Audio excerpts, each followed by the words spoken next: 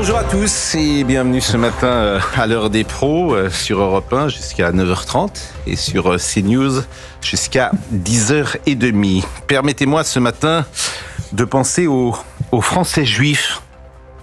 Ils sont 600 000 sur le sol de France et tous, ou quasiment tous, ont un fils, une mère, un frère, un cousin, un parent en Israël.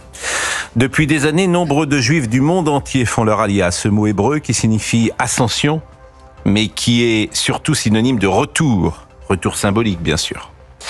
Nombreux de juifs français ont quitté le Val d'Oise, la Seine-Saint-Denis, parce qu'ils craignaient pour leur vie. Ils vivent à Tel Aviv ou à Netanya.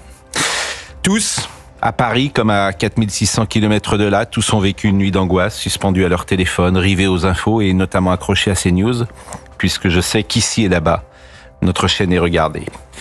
Nous sommes tous Israéliens. Voici ce que j'ai envie de dire ce matin à ces enfants de France, qu'ils soient nés à Sarcelles ou qu'ils aient immigré près des plages d'Eliat. Nous sommes tous Israéliens ne signifie pas que nous soyons tous Netanyahou, bien sûr. Il n'y a pas de message purement politique dans ce que je dis là, simplement un signe de compassion. Nous sommes tous Israéliens pour rappeler qu'Israël est la seule démocratie dans cette région du monde et chacun peut y vivre comme il l'entend.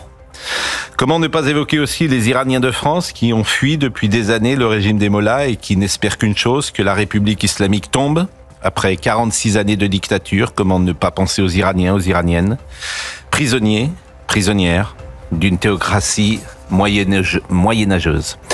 Nous évoquerons bien sûr les conséquences politiques, diplomatiques, militaires de la guerre qui fait rage entre Israël et l'Iran. Mais nos premières pensées ce matin étaient pour tous ceux qui ont traversé la nuit, terrorisés d'apprendre une mauvaise nouvelle. Il est 9h01, Chana Lousteau. 9h, 9h30, l'heure des